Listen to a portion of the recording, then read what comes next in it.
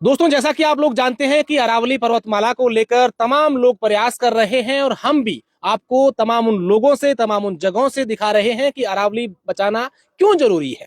आज अरावली को लेकर सिर्फ अरावली से प्रभावित होने वाले लोग ही नहीं, बल्कि तमाम वो लोग चाहते हैं कि अरावली बचे, जो प्रकृति से प्रेम करते हैं, जो लोग कहीं जाना आना पसंद करते हैं, जिन्हें लगता है कि वाकई में ये सिर्फ पहाड़ नहीं बल्कि हमारी एक जीवन रेखा है। अभी हमारे साथ माउंट आबू में कुछ टूरिस्ट हैं जो गुजरात के राजकोट से आए हैं, पूरा परिवार है, अपने परिवार के साथ यहाँ घूमने आए हैं। मैं इनसे बातचीत करने की कोशिश करूंगा और ये जानने की कोशिश करूंगा कि ये क्या कुछ सोचते हैं। क्या नाम है भैया आपका? अर्पित बंसल। अर्पित जी। अर्पित जी, मैं देख रहा हूँ आपके साथ पूरा फैमिली है और आप गुजरात से यहाँ पर आए हैं, तो कैसा यहाँ हमारा माउंट आबू और कैसे पहाड़ प्रकृति आपको नजर आ रही है? बहुत सुंदर है, बहुत अच्छा है। हाँ। और अच्छा मेंटेन भी है। मेंटेन भी है। हाँ। अच्छा, कल्पना कीजिए अर्पित जी की एक समय आ जाए जब ये पहाड़ एक भी नहीं रहे, ये वनस्पतियां नहीं रहे, ये नदियां झीलें नहीं रहे, उस समय का दृश्य कैसा होगा? एक कल्पना करिए, आप इस चीज को अमेज करिए अपने माइंड में। तो वो तो इमेजिन करना बहुत मुश्किल है, और उसके प्रकृति के बिना तो लोग सरवाइव ही नहीं करेंगे ना।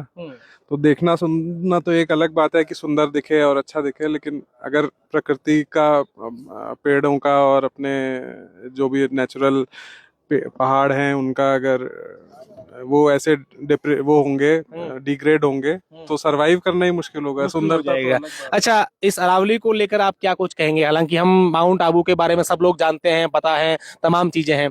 आप एक यूथ होने के नाते, एक गुजराती टूरिस्ट होने के नाते, इस राजस्थान और गुजरात के भी कुछ हिस्से को अरावली जो इफेक्ट करती हैं, उसको लेकर के आज तमाम बातें चल रही है, उसको लेकर आप क्या कहना चाहेंगे? अगर आपकी एक डिमांड हो गवर्नमेंट से, तमाम चीजों से, तो आप क्या कहना चाहेंगे?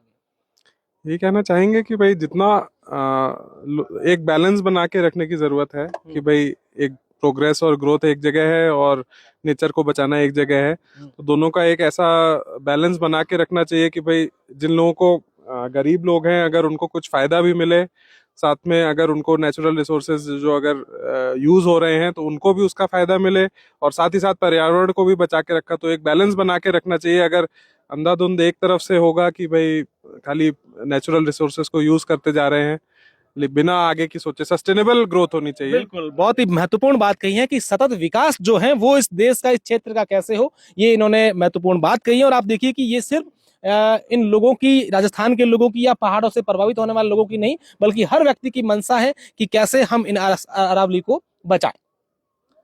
अब सर, आप इधर आ जाओगे या? हाँ, तो आना देना, क्या हुआ इसमें, तो अच्छा ही है। बोल। हमारे साथ एक अंकल जी भी हैं जिन्होंने अपने जीवन में न जाने कितने पहाड़ देखे होंगे, कई प्रकृति को देखा होगा और एक जमाना भी देखा होगा जब सब कुछ इस पहाड़ों पर, इस प्रकृति पर निर्भर था। अंकल जी, क्या नाम है आपका? मेरा नाम विनय बंसल। विनय जी, आप भी राजकोट से आए हैं? नहीं, हम एक्चुअली उत्तराखंड देहरादून में रहते हैं। हाँ। ये मेरा बेटा बहू है, हम इनके पास आए हुए हैं राजकोट। ओके, हाँ, तो आप हम बेसिकली उत्तराखंड से हैं आप भी, हालांकि पहाड़ों से, तो आपसे भली भांति कौन जानेगा इस प्रकृति को। बिल्कुल बिल्कुल। आज हमारे इस स्टेट में जो अरावली पर्वतमाला है उसको लेकर सुप्रीम कोर्ट ने ये एक डेफिनेशन दिया है कि यहाँ जो 100 मीटर से नीचे की जो पहाड़ियां हैं, आपको पता होगा, तो क्या कुछ कहना चाहेंगे सर? आप इस चीजों को, आपने वहाँ बहुत नजदीक से देखेंगे। भाई, मुझे ये कहना है कि 100 मीटर से नीचे की सारी पहाड़ियां अगर खत्म हो जाएंगी, जैसा कि मैंने पढ़ा और चूंकि मैं देखता रहता हूँ चीज़ों को, कि 100 मीटर पहाड़ सिर्फ 100 मीटर ऊपर के ही नहीं होते।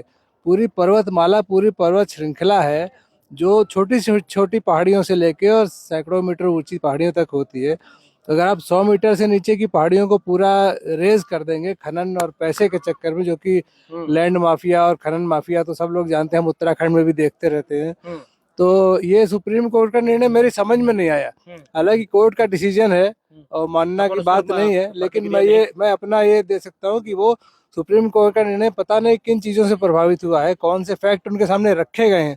सुप्रीम कोर्ट तो जो उनके सामने फैक्ट रखे जाएंगे, जो सरकारी पक्ष रखा जाएगा, उसी के आधार पर फैसला लेगा।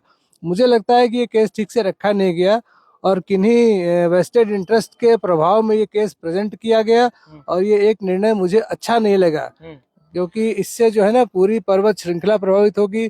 दिल्ली, एनसीआर, जो ये हवाएं जो पहाड़ियां रोकती हैं मौसम के प्रभावों को, वो पहाड़ियां जब खत्म हो जाएंगी तो रेगिस्तानी हवाएं आएंगी, पूरा डेजर्ट में ही बन जाएगा। देखिए सर, सिर्फ मानव प्रभावित होगा ये तो ठीक है, ये सब देखते हैं, लेकिन इसके अलावा आप देखिए वनस्पति हो गई, हमारी प्राकृतिक संपदाएं हो गई, हमारी विरासतें होगी, हमारा इतिहास हो गया या जीव जंतु होंगे, तमाम जो लोग हैं वर्ग हैं वो इससे प्रभावित होंगे। मैं वही कह रहा हूँ, जब ये पहाड़ियां अगर तोड़ दी जाएंगी, अगर नीचे जमीन पे इनको खनन कर दिया जाएगा तो सभी कुछ प्रभावित होगा। जब पर्यावरण का संतुलन बिगड़ेगा तो प्रकृति, वेजिटेशन, लाइफ सब कुछ खत्म हो, सब कुछ प्रभावित होगा।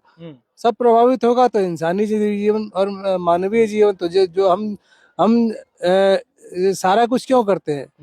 ह्यूमन लाइफ की क्वालिटी को एनहांस करने के लिए, मानवीय जीवन की क्वालिटी को ऊंचा करने के लिए हम सारी चीजें करते हैं, ऐसा माना जाता है। लेकिन इसे तो हम मानव जीवन को ही खत्म कर देंगे। क्वालिटी, जब जीवन ही नहीं रहेगा तो क्वालिटी कहाँ रहेगी? निश्चित तौर पर आप देखिए कि अंकल जी ने बहुत ही महत्वपूर्ण बात कही है कि मानव विकास के लिए आपका सतत विकास जरूरी है। अगर मानव चाहता है कि मानव का विकास हो, लेकिन इस तरीके से अगर मानव का विकास होगा तो ये मानव का विकास नहीं, सही मायने में ये मानव का विनाश है। लेकिन आज जिस तरीके से पूरे देश भर में इस अरावली बचाओ आंदोलन को लेकर जो एक आग भड़क चुकी है, तमाम लोग यहाँ से आंदोलन कर रहे हैं, यात्राएं कर रहे हैं, प्रदर्शन कर रहे हैं, वो किस हद तक इस अरावली को बचाने में काम आएगा ये तो देखने वाली बात होगी। लेकिन आज पूरे देश में इस बात की चिंता जरूर है कि जो अरावली के साथ हो रहा है वो कहीं ना कहीं देश के साथ ठीक नहीं हो रहा है। कैमरा सहयोगी दीपेंद्र के साथ अशोक शेरा, माउंट आबू, द खटक।